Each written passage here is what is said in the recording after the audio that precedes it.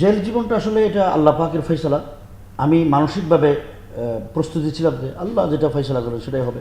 সবচেয়ে বড় দুর্ভাগ্যের কথা হলো আমরা তো সাধারণ কয়েদি, কিন্তু আমাদেরকে রাখা হয়েছে মৃত্যুদণ্ডের ফাঁসির আসামির সেলে, কন্ডেম সেলে। আমি পুরো 21 মাসে কন্ডেম সেলে ছিলাম এবং 21 মাসের ভিতরে চট্টগ্রামের কন্ডেম সেল, চট্টগ্রাম ও ঢাকায়, ঢাকাতে কেরানীগঞ্জে একাই রেখেছে আমাকে, আমার আশেপাশে কেউ ছিল না। চট্টগ্রামে আমাকে 7 মাস মৃত্যুদণ্ডের এই যে আসামির ছেলে 7 মাস রেখেছে, 24 ঘন্টা লকআপ। আমাকে 7 মাস খুলে দেওয়া হয়নি, দুনিয়ার আলো বাতাস আমি দেখিনি, আমার সাথে কাউকে কথা বলতে দেওয়া হয়নি। 21 কয়দিন? 7 মাস। 7 মাস বরাবর একটানা, এবং বাইরের কোনো খাবার আমি পাইনি। এই কনকনে শীতের মধ্যে বাইরের কোনো গরম কাপড় চোপড় আমাদেরকে দিতে দেয়নি।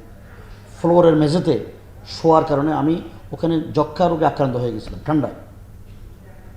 এবং এটার জন্য কোনো, আমি যখন একেবারে মুমূর্ষ অবস্থায় চট্টগ্রাম থেকে আমাকে ঢাকায় ট্রান্সফার করেছে। কেরানীগঞ্জে ছিলাম বাকি সময়। কেরানীগঞ্জে যারা বিডিআর হত্যা মামলার আসামি, বিডিআর ঘটনায় যারা আসামি, ওই আসামিরা, আসামিদের মধ্যে বেশ কিছু মেডিকেলে কাজ করতেন, ওনারাই জেল কর্তৃপক্ষ আমাদের কোনো চিকিৎসা করেনি। ওনারা অনেকটা সদয় হয়ে আমাদেরকে দয়া করে কিছু ওষুধপত্র দিয়েছেন, চিকিৎসার ব্যবস্থা করেছেন। কেরানীগঞ্জের মেডিকেলের যে সার্জন, সে আমার জন্য, আমি যেহেতু যক্ষা রোগী, তার জন্য সুনির্দিষ্ট বরাদ্দ আছে আন্তর্জাতিকভাবে।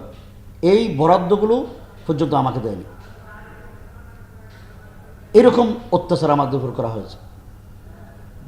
আমরা পুরা জেলখানায় শুধু এই কন্ডেম সেলে থাকা অন্যান্য মৃত্যুর আসামিরা সকাল থেকে সন্ধ্যা পর্যন্ত খোলা বিচরণ করতে পারে, কিন্তু আমাদেরকে সকালে আধা ঘন্টা, বিকেলে আধা ঘন্টা শুধু খুলে দিতেন। আমরা এইভাবেই সময় কাটিয়েছি, আর বাকি সময় লকআপের ভিতরে। কি করতেন লকআপে? আমরা কোরআন তেলাওয়াত করেছি, জিকির আজকার করেছি, বই পুস্তক পাঠ করেছি, এইভাবে আমাদের সময় কেটেছে। আমার একটা লাভ হয়েছে, সেটা হলো আমি তো হাফেজ ছিলাম না, কিন্তু জেলখানায় বসে বসে চিন্তা করলাম কেউ নাই, একা এক রুমে থাকি, কোরআন শরীফ মুখস্থ করা আরম্ভ করেছি। আলহামদুলিল্লাহ এটা বেশ কোরআন শরীফের প্রায় 3 ভাগের 2 ভাগের অধিক আল্লাহ তাআলা এই সুযোগ দিয়েছে। কোরআন শরীফের সাথে একটা সুসম্পর্ক হয়েছে। জি। মোট আপনি কতদিন জেল খাটলেন? আমি 21 মাস। ওই সময় একবারই? ওই সময় একবারই। এরপরে আর জেলে যান। আচ্ছা আচ্ছা। আপনার কাছে মানে আপনারা এখন বাংলাদেশের যে অবস্থা, গণঅভ্যুত্থান হয়েছে, গণঅভ্যুত্থানের গুরুত্বপূর্ণ রোল ছিল আপনাদের, আপনি এই সরকারকে এখন পর্যন্ত কীভাবে আপনারা মূল্যায়ন করছেন? 6 মাস তো গেল। আমরা মনে করি এই সরকার একটা শিশু সরকার, এখনও তার বয়স হওয়ার মতো কিছু হয়নি। সে তো বেশি বয়স থাকতেও পারবে না, বেশ থাকতে পারবে না, কিন্তু এই যে 16 বছরের যে জঞ্জাল এদেশে গজে উঠেছে, যে অত্যাচার, জুলুমের, নিপীড়নের বাংলাদেশে ইতিহাস রচিত হয়েছে, এবং যেই কালা কানুন দিয়ে তাদের খেডার বাহিনী, তাদের কী কয় মাস্তান বাহিনী দিয়ে দেশকে তারা সাজিয়েছেন, ওই জঞ্জাল মুক্ত করে দেশকে নতুন একটি রোডে উঠাইতে গেলে তাহলে তো সময় লাগবে। এই সময়টুকু তো এই অন্তর্বর্তীকালীন সরকারের নাই।